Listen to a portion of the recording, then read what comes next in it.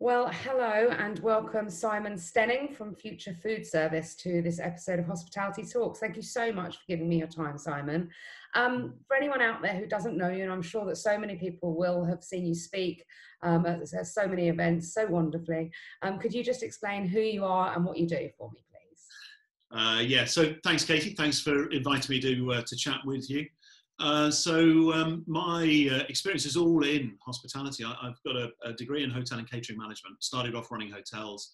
I moved into marketing development roles with Compass Group. I worked with Pret-a-Manger. And then I started working in market intelligence about 13 years ago with Allegra Strategies, developed Allegra Food Service, sold that to William Reed. Brought that into William Reed and created MCA, and I was running MCA for about 5 years from 2014 onwards, and then left to set up my own business looking at the future last year, and launched my first report on the future of food service 2030, so a 10-year timescale. Launched that last year.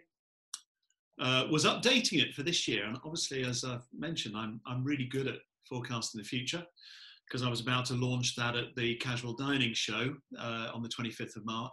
Funnily enough, I didn't put into it that there might be a little interruption to the industry. So no global pandemic.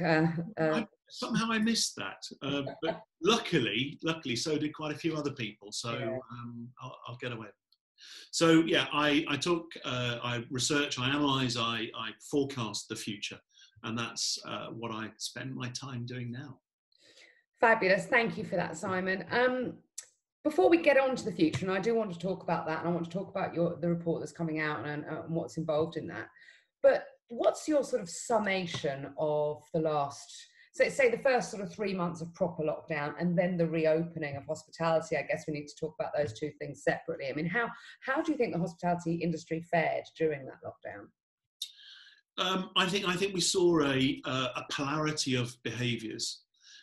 We saw corporate behaviour shutting down and minimising everything in order to survive.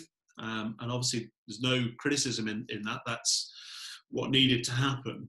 And then we saw at the other end of the scale, we saw the entrepreneurial spirit come out.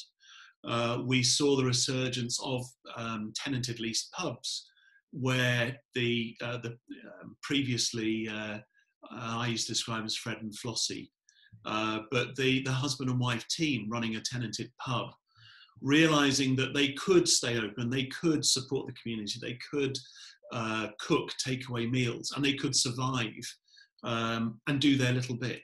And we saw that with restaurants. We saw the pivots into grocery, into delivery, into the home meal kits, and that real entrepreneurial flair came out.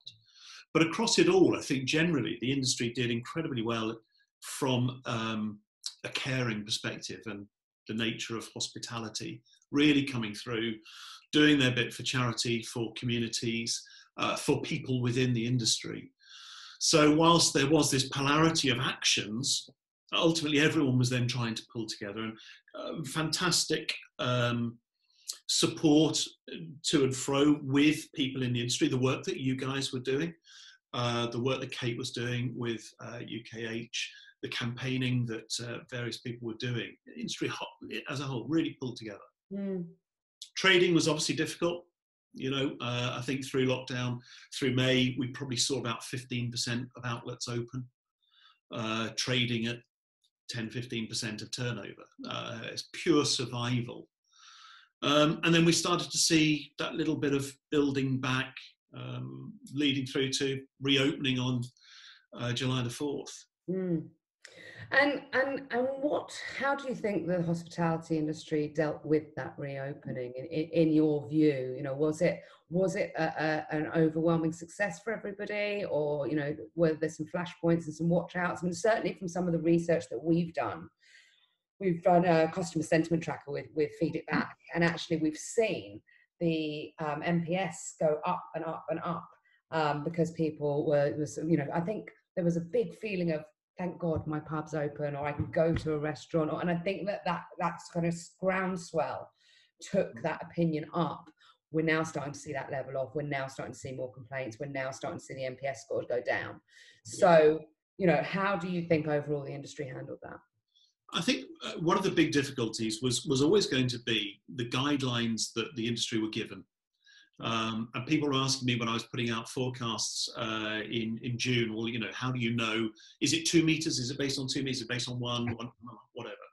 But the reality was there had to be a broad set of guidelines that was about making it safe for consumers, making it safe for staff. And generally, the industry did pretty well in interpreting those guidelines and putting them into practice. Mm-hmm. Some people went far too far one way. Some people went the opposite and were far too relaxed about it.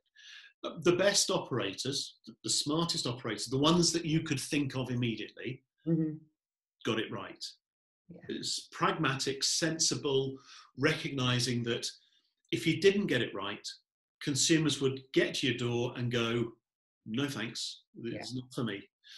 But at the same time, making the experience a cracking experience, because we as consumers, you know, you ate out on July the 4th, I was out, you know, certainly did. Were desperate.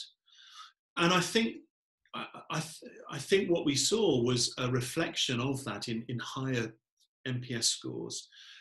We were grateful and we were recognisant of the service, the hard work, the staff, the fact that the industry was struggling. And when I say we, I think generally consumers. Yes. And then I think it's bound to settle down mm-hmm. And just get back into a bit of normality. Mm-hmm. But of course, it was skewed with Eat Out to Help Out and what happened in August. Yeah. But generally, and I've seen experiences right across the spectrum, generally, most businesses were doing it right mm-hmm. in the scheme of things.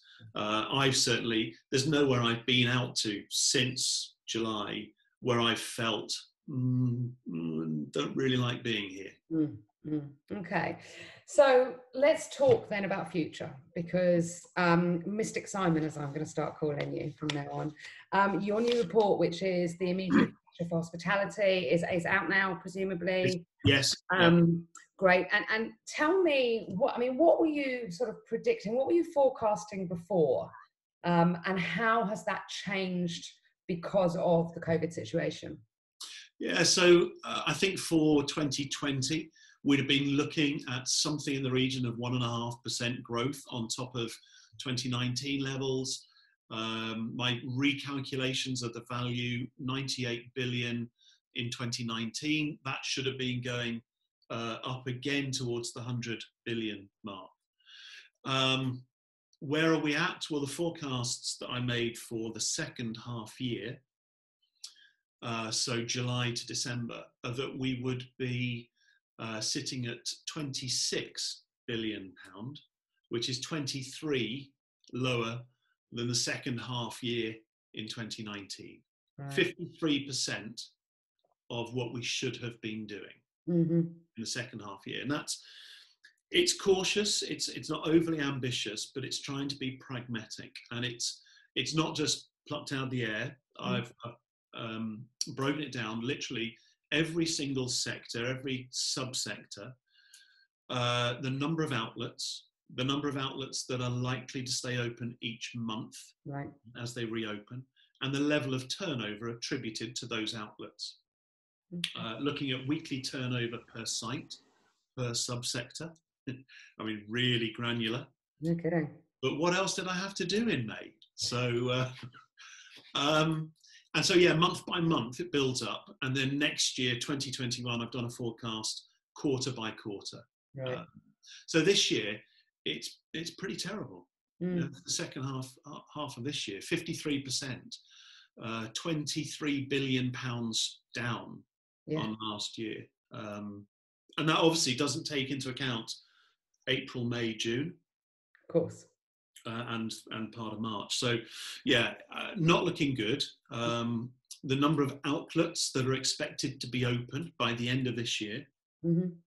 Across all the sectors is 78%. Right. So it's 22% either close, shut down, or not open. Right. So savage, really. Yeah, absolutely.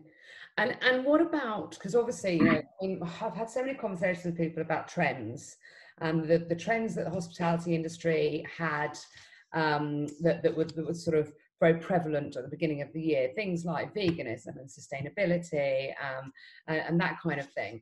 Where do we sit with trends now? I mean, how much has coronavirus just, you know, smashed those bubbles? Yeah, I mean, lots of the current trends are kind of put on hold. You look at sustainability as one of the bigger mega trends. Currently, it is on hold. From an operator perspective, from a consumer, to a degree with a consumer perspective, because from a business, it's all about survival and getting through. We're starting to see a little bit of movement there. I think Boston Tea Party, great move to say, look, we're going to give away reusable cups to try and get people back into it. McDonald's announcing their TerraCycle Loop cup scheme yesterday. We're starting to see it come back. That is a long-term trend that is not going away, but it's just being put on the back burner. From an eating perspective, healthier eating, the move towards plant-based veganism, yes, it might have slowed down during lockdown, but it's on a inexorable trajectory with just a little dip. But some of the long-term trends from moving towards 2030, those have been amplified in the current year. Things like caring and purpose and fulfillment. We as a society have realized that actually there's more than just existing, there's more than just ourselves, there's more than just working to live. And so we're seeing those shifts in behaviors towards caring more for society, giving ourselves more purpose in life, setting out more goals, switching more towards focus towards leisure, and fulfilling ourselves more. And so those long-term trends have suddenly become much more apparent and much more important to us. So we'll see coming out of this some really good developments and opportunities. Leisure, for one, is key. Yeah. That whether we've been working hard at home every single day or whether we've had time, or whatever, but leisure has just become more important. And I believe that we will be moving towards a 4-day working week, not because it's legislated, not because companies have to pay us for 4 days, but because we consumers, whatever age, a demographic, just want to put more into the enjoyable part of our life. Totally. Personally, I'd like a little bit more time with my vegetable patch that I've cultivated over lockdown. So yes, definitely a 4-day week sounds fantastic. Simon, before I let you go, then, if I was to put you on the spot, which I know you love to be put on the spot, and say to you, what is the one thing that hospitality needs to have forefront of mind in order to succeed in the coming 12 to 24 months? What would you be saying to people that are watching this? Well, that's a really good one. We are still going to see a lot of trouble coming down the track. And I don't want to be the doomsday. Thank you. Whatever. But we haven't seen any economic impacts at the moment. The redundancies, the job losses, they have not fed through into our economy in terms of spending power. So we have to recognise that as we move October, November, December, January, February, it's going to get worse. Yeah. So we've got to recognise that. Therefore, the one thing which really stands out as being critical is about over-delivering when it comes to value. Yeah. Not cheap, but value. The experience, the service, the quality. People will pay for it because not everyone's been affected economically. People will pay for it if it's fantastic. And when you go down the scale from a price perspective, at the lowest price points, you've still got to deliver incredible value. And that, I think, however any operator looks at it, or supplier looks at it, you have to deliver that value, and that's over egging whatever you do to make sure that your customers, consumers, come away from that purchase experience saying that was good value. I got my money's worth for that. Yeah, I think that's because I know that this economic impacts are really going to kick in. That's, I'd say, is probably the most important thing. Brilliant. Thank you very much. Thank you, Simon Stenning from Future Food Service. Please, anybody that's watching this, do get in touch with Simon. I think his report is absolutely fantastic, and I think that if budgets allow, it's the kind of thing that every business should be purchasing to make sure that they know what's coming down the line, as you say. Simon, thank you so much for your time. Absolute pleasure. Thanks very much. Bye.